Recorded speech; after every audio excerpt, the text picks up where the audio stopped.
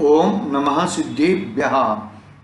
नमो हरिहन्ताणं, नमो सिद्धाणं, नमो ऐर्याणं, नमो उवज्झायाणं, नमो लोये सौवसाहूणं।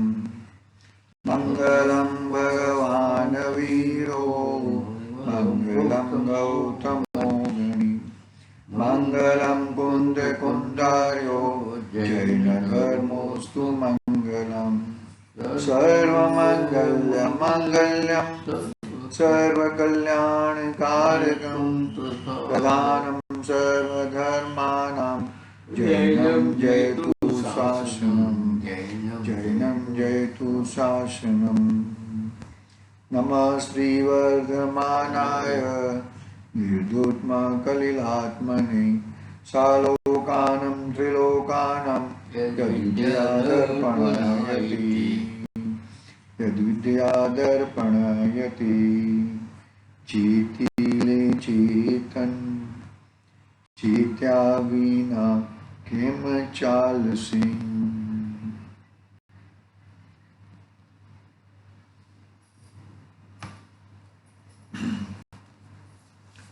रत्नकरण सावकाचार आचार्य देव सुमन भद्रदेव द्वारा रचित महान ग्रंथ,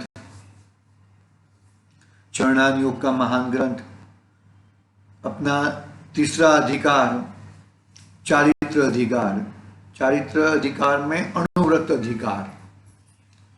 पहला अधिकार सम्यक दर्शन, दूसरा अधिकार सम्यक ज्ञान और तीसरा अधिकार सम्यक चारित्र अधिकार। सम्यक चारित्र में पहला अधिकार अनुव्रत अधिकार। कितने पाप कितने होते हैं? पांच। कौन से? हिंसा, झूठ, चोरी, परिग्रह। कुशील और परिग्रह। हिंसा, झूठ, चोरी, कुशील और परिग्रह, ये 5 प्रकार के पाप हैं। जो वो 5 प्रकार के पापों को जो एक देश त्याग होता है उसे अनुव्रत कहते हैं। अहिंसा महाव्रत तो मुनिराज को रहते हैं, लेकिन अहिंसा अनुव्रत श्रावक को रहता है। अचौर्य अनुव्रत श्रावक को रहता है, और अचौर्य महाव्रत के धारी धन्य मुनिराज रहते हैं। तो अनुव्रत किसको होते हैं? श्रावक को होते हैं। लेकिन अनुव्रत एटले एक देश, पूर्ण नहीं, पूर्ण तरह से त्याग नहीं किया है। एक देश रूपी त्याग हुआ है। संपूर्ण त्याग करेंगे तो मुनिराज हो जाएंगे। संपूर्णतः कुछ भी देखो, मुनिराज को यम रहता है, यम, और श्रावक को नियम रहता है। यम और नियम में क्या फर्क है? हाँ, नियम है तो मानो कोई मर्यादा है, कोई समय है, शायद कभी कोई आधा बार टूट भी सकता है, लेकिन यम में टूटता नहीं है। यम यानी कि तुम्हें ये कैसा भी करके ये पालन होता ही है। बाहर की बात है, चरणान योग की बात है। बाकी मुद्दे में तो अपना भगवान आत्मा को ही पकड़ना है, अपनी चीज को ही पकड़ना है। तो यहां पर अनुव्रत 5 प्रकार के 5 पाप के एक देश का अभाव, उसे अनुव्रत कहते हैं। 5 प्रकार के अनुव्रत रहते हैं। पुरुषार्थ सिद्धि उपाय में अमृतचंद्र आचार्य देव ने रात्रि भोजन त्याग, क्या कहा? रात्रि भोजन त्याग को भी छठा अनुव्रत कह दिया। क्या कहा? अमृतचंद्र आचार्य देव ने पुरुषार्थ सिद्धि उपाय, हम लोग पढ़ रहे हैं ना पुरुषार्थ सिद्धि उपाय, तो पुरुषार्थ सिद्धि उपाय में रात्रि भोजन त्याग को भी अनुव्रत में ले लिया। मतलब रात्रि भोजन का त्याग की इतनी महिमा है। हम लोग ये जो टाइम लेते हैं ना, ये 7 बजे तक चलेगा, 7:30 बजे तक चलेगा, बॉम्बे जाएंगे तो 8 बजे तक चलेगा, ये सब कोई चौविहार होते नहीं है। चौविहार का मतलब क्या है कि सूर्यास्त होने से पूर्व में, सूर्यास्त मानो के होने उसके पूर्व में, पौना घंटा पूर्व में भोजन आदि की समाप्ति कर देनी चाहिए। और पौना घंटा क्यों पहले? कि भाई पौना घंटा में पानी इत्यादि की आवश्यकता रहती है, तो जितना पानी चाहिए इतना पानी भी तुम ले सकते हो, इसके लिए पौना घंटा पहले, सूर्यास्त के पौने घंटे पहले भोजन इत्यादि को पूरा करना चाहिए। समझो बात को, कितनी कड़क बात है ना? वो पालना पड़ेगा भाई। देखो ऐसा नहीं है, वो रात्रि भोजन के त्याग में भी अहिंसा व्रत को घटाया, क्योंकि रात्रि में तो बहुत ही स्थावर जीवों की हिंसा होती है, त्रस्त जीवों की भी हिंसा होती है। स्थावर की तो होती है, साथ साथ में त्रस्त भी होते हैं, और उनमें बहुत राग रहता है, बहुत गृद्धता रहती है। तो रात्रि भोजन को भी पुरुषार्थ के उपाय में छठा अनुव्रत कर दिया। इस सिर्फ अपने नॉलेज के लिए है। हम पढ़ते हैं यहां से, क्या है 47 नंबर का श्लोक है अपना। देखो, तीसरा अनुव्रत अधिकार। अब सम्यक चारित्र नाम के तीसरे अधिकार का वर्णन करते हुए चारित्र स्वरूप जो धर्म है उसे कहने वाला श्लोक कहते हैं। चारित्र स्वरूप धर्म, खलु चारित्र खलु धम्मो, दर्शनम मूलो धम्मो। सम्यक दर्शन वो धर्म का मूल है, और चारित्र खरेखर चारित्र ही धर्म है। चारित्र के बगैर धर्म की पहचान कैसे होगी? तुम्हें धर्म प्रकट हुआ है, वो हमें कैसे मालूम पड़ेगा? दिखाई नहीं। दर्शनम मूलो धम्मो, यानी कि सम्यक दर्शन, वो दर्शन वो धर्म का मूल है। उसके बाद चारित्र खलु धम्मो, तो चारित्र के बिगर धर्म दिखेगा कहां? तुमने ये धर्म धारण किया है तो तुम्हें बाहर में ऐसा परिवर्तन दिखता है। कषाय कम होती है, ज्यादा वो होता नहीं है, बहुत सारी चीजें है, बहुत ही वो सब रहते हैं। ठीक है, हम यहां से पढ़ते हैं। देखो क्या कहते हैं यहां पर आचार्य जी। 47 नंबर का श्लोक है। मोहति मीरा पहरणे दर्शन लाभद वाप्त संज्ञान राग देश निवृत्ते चरणम प्रतिपद्यते साधु। क्या कहते हैं यहां पर? पहली कंडीशन, चारित्र में आने की पहली कंडीशन क्या कंडीशन है? कि दर्शन मोह रूप अंधकार से दूर होने पर, सम्यक्त्व मिथ्या क्या है? मोहनीय कर्म के दो भेद है ना, दर्शन मोहनीय और चारित्र मोहनीय। तो दर्शन मोहनीय के अंधकार के दूर होने पर क्या किया? दर्शन मोहनीय की 3 प्रकृतियां हैं और चारित्र मोहनीय की 25 प्रकृतियां हैं। ऐसे मोहनीय कर्म की 28 प्रकृतियां, बरोबर है? तो यहां पर दर्शन मोह रूप अंधकार के दूर होने पर, सम्यक दर्शन के प्रकट होने पर, जिसे सम्यक ज्ञान की भी प्राप्ति हो गई है, ऐसे साधु सत्पुरुष जो निकट भव्य है, वह राग द्वेष के पूर्ण अभाव के लिए चारित्र अंगीकार करते हैं। वहां पे सम्यक दर्शन में आंशिक रूपे चारित्र प्रकट हुआ है, मतलब आंशिकता से। अभी पूर्णता, चारित्र यानी कि स्थिरता। चारित्र का मतलब क्या? स्थिरता, हिलना नहीं। हिलना नहीं कहेंगे, ऐसा ऐसा हिलने की बात नहीं है। अंदर अपने आत्म स्वभाव में स्थिरपना प्रकट करना, उसका नाम है चारित्र। अंदर जम जाना, अंदर कुछ भी ऐसे कोई और भी प्रकार के विकारी भाव और किसी और राग द्वेष वाले भाव नहीं होना, उसका नाम है चारित्र। आए समझ में? देखो क्या कहते हैं। दर्शन मोह रूपी अंधकार के दूर होने पर, सम्यक दर्शन के प्रकट होने पर, जिसे सम्यक ज्ञान भी प्राप्त हो गई है, ऐसा साधु सत्पुरुष जो निकट भव्य है, वह राग द्वेष के पूर्ण भाव के लिए कमर कसते हैं। क्या कहा? सुनो, राग द्वेष के पूर्ण भाव करने के लिए कमर कसते हैं। अभी मुझे राग का कण भी नहीं चाहिए। क्या कहा चढ़ाला में? यह राग आग दहे सदा ताते समामृत से। राग का कण भी पूरा जंगल को जला दे। जैसे आग की कणी है तो बहुत सारा रूप पड़ा है, और एक आगे की कणी है तो पूरा रूप को जला देगी। वो पहले हम लोग गांव में सर ભડકોના થાય ભડકો ના થાય, ખબર પણ ના પડે આપણને. બધા એમાં પેલું ગરીબ આપણા ગામનો ખરો હતો એ દબાઈ કરવા જો મોતી વિના કરવા તો શું કર દબાઈ કરો મેં આ બધું દાખીશું આ બધું આગળ બધું જે વિચાર. तो क्या कहते हैं यहाँ पर, देखो क्या कहते हैं, अपनी क्या बात कर रही थी. तो राग का कण भी पूरा अपना जला देता है, पूरे आत्मा को जला देता है. आत्मा का कषाय भाव निरंतर पैदा ही रहता है. तो राग का कण भी जरा भी रहना नहीं चाहिए. कषाय का कण नहीं, राग का भी कण नहीं. तो क्या कहते हैं यहाँ पर, वह राग द्वेष के पूर्ण अभाव के लिए चारित्र अंगीकार करता है. राग द्वेष का पूर्ण अभाव करना है, राग द्वेष को भगाना है, उसके लिए चारित्र अंगीकार करता है.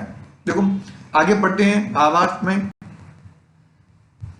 अनादि काल से दर्शन मोहनीय कर्म के उदय रूप अंधकार से इस संसारी जीव का ज्ञान नेत्र ढका हुआ है, जिससे यह स्वपर के भेद ज्ञान से रहित होकर चारों गतियों में पर्याय शरीर को ही आत्मा जानता हुआ अनंत काल से परिभ्रमण कर रहा है. किसी जीव को करण लब्धि आदि कारण मिलने पर दर्शन मोह के उपशम क्षय होने पर सम्यक दर्शन होता है. तब मिथ्यात्व का अभाव होने से ज्ञान भी सम्यक ज्ञान होता है, और उस समय कोई सम्यक ज्ञानी सज्जन पुरुष राग द्वेष के पूर्ण अभाव के लिए चारित्र अंगीकार करता है. क्या कहा? क्योंकि देखो जब तक चारित्र की पूर्णता नहीं प्रकट होगी ना, तब तक तुम्हारा कार्य पूरा होने वाला नहीं है. चारित्र की पूर्णता यानी चारित्र की पूर्णता में वितरागता प्रकट होगी, और वितरागता प्रकट होने के बाद सर्वज्ञता प्रकट होती है. अध्ययन दशा बाद में आती है, पहले वितरागता प्रकट होती है. क्षीण मोह कहा ना, 12वां गुणस्थान कौन सा? क्षीण मोह. तो मोह राग द्वेष आदि नाश होते ही, क्षय होते ही वितरागता प्रकट होती है. और जैसी वितरागता प्रकट होती है ऐसे सर्वज्ञता 13वें गुणस्थान में सहयोग केवली हो जाते हैं. बरोबर ना? ऐसा होता है ना? बरोबर है कि गलत है? गुणस्थान भूल गए वापिस? अभी तो पढ़े थे, नहीं पढ़े थे? सहयोग केवड़ी 13वां गुणस्थान सहयोग केवड़ी, और बाद में 14वां गुणस्थान अयोग केवड़ी. ठीक है. पहला सहयोग आवे પછી अयोग आवे. केवल सहयोग यानी कि योग सहित, यानी कि घातिया कर्म सहित. अघातिया कर्म नाश हो गया, अघातिया कर्म सहित वो सहयोग केवड़ी, और अघातिया कर्म का भी नाश हो जाएगा वो अयोग केवड़ी, यानी 14वां गुणस्थान अयोग केवड़ी का है. पूर्ण हो गया. बाद में गुणस्थानातीत होके सादी अनंत अनंत अनंत काल तक सिद्धालय में विराजमान हो जाते हैं. ठीक है. क्या कहा? किसी जीव को करण लब्धि आदि कारण मिलने पर दर्शन मोह के उपशम क्षय होने पर सम्यक दर्शन होता है. तब मिथ्यात्व का अभाव होने से ज्ञान भी सम्यक ज्ञान हो जाता है. उस समय कोई सम्यक ज्ञानी सज्जन पुरुष राग द्वेष के पूर्ण अभाव के लिए चारित्र अंगीकार करता है. मतलब चारित्र जब तक नहीं प्रकट होएगा तब तक सम्यक दर्शन की वैल्यू नहीं कहलाएगी. 0 कर दिए, लेकिन बाद में लास्ट में एक लिखा, ऐसा उसकी एक की वैल्यू की है, लेकिन पहला एक किया तब वो एक की वैल्यू, तब बाद बाकी के सबकी वैल्यू होती है, बाकी वैल्यू होती नहीं है. ऐसे सम्यक दर्शन तो है ही. तो सम्यक दर्शन के साथ में चारित्र की बहुत आवश्यकता है. चारित्र के बगैर तुमको मोक्ष प्राप्ति नहीं होगी. अकेले सम्यक दर्शन तुम्हें मोक्ष नहीं लेके जाएगा. सम्यक दर्शन बाद में सम्यक चारित्र प्रकट होना ही है. रहता है, चतुर्थ गुणस्थान में कम रहता है। स्वरूपाचरण चारित्र कहा ना, चतुर्थ गुणस्थान में स्वरूपाचरण चारित्र कहा, फिर आगे आगे बढ़ के यथाख्यात चारित्र प्रकट होता है। ठीक है, आगे बढ़ते हैं। 47 नंबर का श्लोक पूरा हुआ, 48 नंबर का श्लोक पढ़ते हैं। अब राग द्वेष का अभाव होने पर हिंसादि का अभाव होने का नियम है, ऐसा श्लोक द्वारा कहते हैं। पुरुषार्थ सिद्धि उपाय इतना गजब का ग्रंथ है ना, हम लोग अभ्यास कर रहे हैं ना, बहुत ही गजब का ग्रंथ है। इतना खुलासा किया है, हिंसा पूरे पांचों पाप में हिंसा को ही प्रधानता कहा। राग द्वेष में भी, सॉरी, रात्रि भोजन त्याग में भी हिंसा का ही प्रधानता कहा। यदि तुम रात्रि भोजन कर रहे हो तो तुम हिंसादी हो, तुम हिंसादी पांच पाप तुम करते हो। देखो अब राग द्वेष का अभाव होने पर ही हिंसादि का अभाव होने का नियम है, ऐसा श्लोक द्वारा कहते हैं। देखो 48 नंबर का श्लोक पढ़ता हूं मैं। राग द्वेष निवृत्ते हिंसादि निवर्तना कृता भवति अनपेक्षितार्थ वृत्ति का पुरुष सेवते नृपति नाम। क्या कहा? राग द्वेष का अभाव होने पर हिंसादि पांचों पापों की पूर्ण निवृत्ति अर्थात अभाव हो जाता है। क्या कहा? राग द्वेष का अभाव होने पर, राग द्वेष कब अभाव होता है? मोह का अभाव होने पर, यानी कि दर्शन मोह का अभाव होएगा, राग द्वेष का अभाव होएगा, और राग द्वेष का अभाव होने पर पांच पापों की निवृत्ति हो जाती है। राग द्वेष का अभाव होने पर हिंसादि पांचों पापों का पूर्ण निवृत्ति अर्थात अभाव हो जाता है। पांच पापों का अभाव होना ही चारित्र है। कौन क्या कहा? पांच पापों का अभाव यानी कि महाव्रत में तो अभाव हो जाता है, और यहां पर एक देश रहता है, अणुव्रत में एक देश रहता है, तो पांच पापों का अभाव होना ही चारित्र है। जिसे अपने किसी प्रयोजन के लिए कोई भी पदार्थ की अभिलाषा नहीं रही गई है, ऐसा पुरुष क्यों किसी राजा आदि की सेवा करेगा? मेरे यहां पे वो जितेंद्र काम करता है, तो क्यों काम करता है? कि भाई उसे अभिलाषा है, पैसे कमाने की इच्छा है, इसके लिए वो तो अभी किसी को तो किसी चीज की इच्छा ही नहीं रही, तो वो किसी का क्यों सेवा करेगा? मैं तो तुम्हारी सेवा नहीं करूंगा, मेरे पास जितना पर्याप्त है इतना ठीक है, मुझे और कुछ चाहिए नहीं। देखो क्या कहा? ऐसा पुरुष क्यों किसी राजा आदि की सेवा करेगा? नहीं करेगा। राजा आदि की महाकष्ट रूप सेवा तो जिसे भोगों की चाह हो, धन तथा अभिमान आदि की अभिलाषा होती है, वही करता है। कौन करता है? धन तथा अभिमान आदि की अभिलाषा होती है, वही करता है। जिसे कुछ अपेक्षा चाहना नहीं है, वह राजा की सेवा नहीं करता।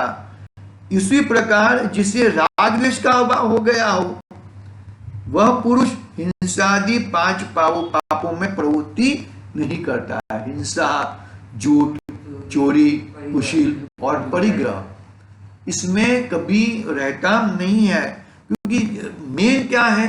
लोभ है, राग द्वेष है, उसी के कारण ये पांच पाप आदि में प्रवृत्त रहता है। ठीक है, आगे 49 नंबर का श्लोक। अब चारित्र का लक्षण राग द्वेष का अभाव कहा है, उसी को श्लोक द्वारा कहते हैं। चारित्र का लक्षण क्या कहा? राग द्वेष का अभाव। राग द्वेष का अभाव होने पर ही सम्यक चारित्र प्रकट होता है। मुनिराजों को कितना राग रहता है? संजलन कषाय कहा ना, कितना रहता है? संजलन कषाय रूपी रहता है, इतनी ऐसी कषाय रहती है और ऐसा राग रहता है। किसी के ऊपर किसी भी प्रकार का राग द्वेष रहता नहीं है। देखो, अब चारित्र का लक्षण राग द्वेष का अभाव कहा, उसी को श्लोक द्वारा कहते हैं। देखो 49 नंबर का श्लोक, हिंसा नृत्य चोर्यो भी मैथुन सेवा परिग्रह परिग्रहाभ्या च पाप प्रणाली काभ्यो विरति संज्ञस्य चारित्रम। देखो 5 पाप के नाम गिना है, हिंसा, झूठ, चोरी, कुशील और परिग्रह। ये पाप आने के बड़े रास्ते पर नाला है, इससे पाप का आश्रय होता है। हिंसा कहिए तो पाप का आश्रय होता है। झूठ बोला, एक झूठ बोलने के लिए कितने सारे झूठ बोलने पड़ते हैं। तो एक चोरी किया तो चोरी करने के लिए मानोगे वो चोरी हुई या नहीं हुई, लेकिन भाव चोरी तो हो जाती है। कुशील और परिग्रह, अनाप शनाप पैसा इकट्ठा करना, ये सब करना, वो सब परिग्रह। कितना लोभ रहता होगा तब जाके वो सब इसके पीछे दौड़ता है। हिंसा, झूठ, चोरी, मैथुन सेवन, परिग्रह, ये पाप आने के बड़े रास्ते पर नाला है। इनसे विरक्त हो जाना ही सम्यक ज्ञानी का चारित्र है। इनसे विरक्त हो जाना, इनसे हिंसादि 5 पापों से विरक्त हो जाना, वो सम्यक ज्ञानी का चारित्र है। भावार्थ पढ़ते हैं, छोटे छोटे श्लोक हैं बहुत सारे।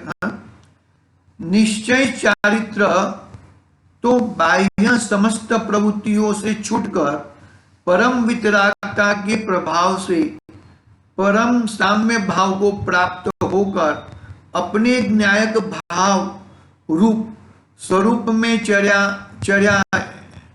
स्वभाव में अपने न्यायक भाव रूप स्वभाव में चर्या है, उसी का नाम स्वरूपाचरण चारित्र है। क्या कहा? स्वरूपाचरण चारित्र 4थे गुणस्थान में प्रकट हो जाता है। तो भी 5 पापों से विरक्त होकर अंतर्बाह्य प्रवृत्ति की उज्ज्वलता रूप व्यवहार चारित्र के बिना निश्चय चारित्र की प्राप्ति नहीं होती है। इसलिए हिंसादि 5 पापों का त्याग करना ही श्रेष्ठ है। 5 पापों का त्याग करना ही चारित्र है। मतलब निश्चय चारित्र को किसे कहा? क्या कहा? निश्चय चारित्र तो बाह्य समस्त प्रवृत्तियों से छूटकर परम वितरागता के प्रभाव से परम साम्य भाव को प्राप्त होकर अपने न्यायक भाव रूप स्वभाव में चर्या है, उसके नाम स्वरूपाचरण चारित्र है। उसी का नाम स्वरूपाचरण चारित्र है। क्यों भी 5 पापों से विरक्त होकर अंतर्बाह्य प्रवृत्ति की उज्ज्वलता रूप व्यवहार चारित्र के बिना निश्चय चारित्र की प्राप्ति होती नहीं। मतलब जिसे व्यवहार निश्चय चारित्र है उसे व्यवहार चारित्र तो होता ही है। जिसे निश्चय है उसे ही व्यवहार होता है। व्यवहार है उसे निश्चय हो ऐसा नहीं है। निश्चय का जिससे बरोबर ज्ञान है, निश्चय के रूप अपने स्वभाव को देखता है, उसका जो बाहर का व्यवहार है उसे व्यवहार नाम, बाहर का जो भी कार्य है उसे व्यवहार नाम पाता है। व्यवहार तब व्यवहार कहलाएगा जब निश्चय सच्चा होएगा तब। ऐसा है।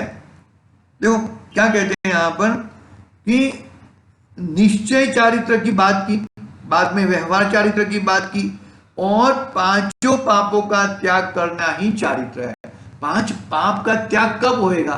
कि जब वो जीव अपने आत्म स्वभाव में ठहरेगा। मुनिराज को पाप क्यों नहीं होता? कि वो मैक्सिमम अपने ध्यान में रहते हैं, अपने आत्म स्वभाव के ध्यान में रहते हैं। ज्ञान और ध्यान के अलावा उनका और कुछ काम नहीं है। और बाहर में क्या काम?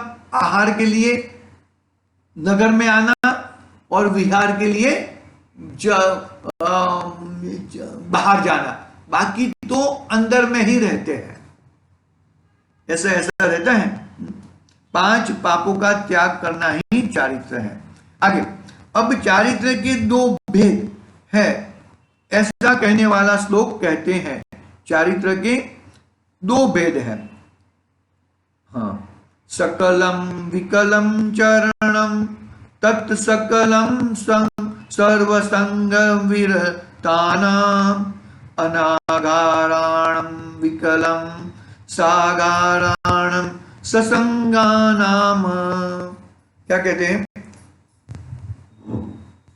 समस्त अंतरंग बाह्य परिग्रह से विरक्त जो अनघार अर्थात गृह मठादि नियत स्थान रहित वन खंडादि में परम दयालु होकर निरालंबी विचरण करते हैं, ऐसे ज्ञानी मुनीश्वरों के जो चारित्र होता है वो सकल चारित्र है।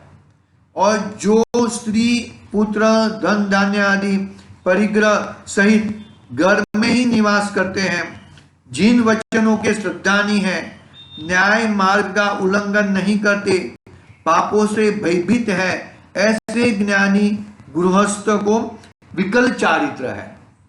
सकल चारित्र किसको कहा? मुनिराज को कहा। और श्रावक का चारित्र विकल चारित्र है, यानी कि उसमें थोड़ा पाप मतलब कर्म का बंधन ज्यादा होता है और वहां पर कर्म का बंधन निहिवत होता है। कैसी कषाय कही कि उनकी कषाय तो कैसी है कि संजलन कषाय जैसी है। तो इतनी कम कषाय से कम कर्म का आश्रय होता है। और श्रावक को तो अप्रत्याख्यान और प्रत्याख्यान वर्ण संबंधी कषाय रहती है, तो उसको उस तरह के उसको कर्म बंधन होता है। अनंतानुबंधी तो हट गई है। अनंतानुबंधी हटने पर ही अणुव्रत का अधिकारी होता है, बाकी अधिकारी बन सकता नहीं है। देखो क्या कहते हैं? समस्त अंतरंग बाह्य परिग्रह से विरक्त जो अनघार अर्थात गृह मठादि नियत स्थान रहित वन खंडादि में परम दयालु होकर निरालंबी विचरण करते हैं, ऐसे ज्ञानी मुनीश्वरों के जो चारित्र होता है वह सकल चारित्र होता है। जो स्त्री पुत्र धन धान्य आदि परिग्रह सहित घर में निवास करते हैं, जिन वचनों के श्रद्धानी है, न्याय मार्ग का उल्लंघन नहीं करते, पापों से भयभीत है, ऐसे ज्ञानी गृहस्थ के विकल चारित्र है। बरोबर है? भावार्थ पढ़ते हैं। ग्रह कुटुंब आदि के त्यागी अपने शरीर से निर्ममत्व रहने वाले साधुओं के सकल चारित्र होता है। और ग्रह कुटुंब धनादि सहित गृहस्थ को विकल चारित्र होता है। क्या कहा कि मुनिराजों को तो सकल चारित्र है और गृहस्थ को विकल चारित्र है। कैसा है विकल चारित्र? कि भाई उससे सम्यक दर्शन तो है, लेकिन सम्यक दर्शन के साथ में जो चारित्र रहता है उसे विकल चारित्र कहते हैं। मानो कि सम्यक दर्शन है और पूरे सब प्रकार के ग्रह त्याग करके, सब अंतरंग और परिग्रह का त्याग करके, अंतरंग और बहिरंग परिग्रह का त्याग करके जो निर्ग्रंथ दिगंबर मुनिराज हुए हैं उसको सकल चारित्र होता है। बाकी अन्यथा गृहस्थ को तो विकल चारित्र ही होता है। ठीक है, अभी विकल चारित्र की बात कल 51 नंबर के श्लोक से प्रारंभ करेंगे। हाँ, 51 नंबर से अणुव्रत का इत्यादि की बात होती है। आज हमने छोटे छोटे श्लोक थे, 4-5 श्लोक पढ़े हैं, कल देखेंगे। आज के लिए ओम नमः सिद्धिभ्यः। निज निधि निज में बताई यह अनंत उपकार है, उसके लिए